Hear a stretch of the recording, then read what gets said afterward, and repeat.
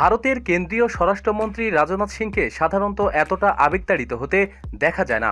স্পষ্ট বক্তব্য, কড়া হাতে প্রশাসন সামলাতেই দক্ষ সেই রাজনাথ সিংই শনিবার এক দৃষ্টিহীন ভারতের সীমান্তরক্ষী সেনা কর্মকর্তার বাড়িতে গিয়ে আবেগতাড়িত হয়ে পড়লেন। 2000 সালে এক হামলায় দৃষ্টিশক্তি হারান বিএসএফের অ্যাসিস্ট্যান্ট কমান্ড সন্দীপ মিশ্র। চোখে দেখতে পান না জেনেও তাকে বিয়ে করেন ইন্দ্রাক্ষী দেবী। এদিন তাদের বাড়িতেই মধ্যভোজে যান রাজনাথ সিং। তাদের প্রেম কাহিনী শুনে অভিভূত হয়ে পড়েন স্বরাষ্ট্রমন্ত্রী। স্বরাষ্ট্রমন্ত্রী বলেন, ইন্দ্রাক্ষী দেবী জানতেন সন্দীপ মিশ্র দৃষ্টিশক্তি হারিয়েছেন, তবু তিনি শপথ নেন স্বামীকে শক্তি দিবেন, তাকে সাহস যোগাবেন। ওদের দুজনের প্রশংসা করে শেষ করব কিভাবে। এদিন টেকানপুরে বিএসএফের ইউনিট ঘুরে দেখেন রাজনাথ সিং। সেখানে তিনি বলেন, দেশের কোনো মানুষই একথা অস্বীকার করতে পারবে না যে বিএসএফ এই মুহূর্তে দেশের সবচেয়ে বড় ও শক্তিশালী বাহিনী।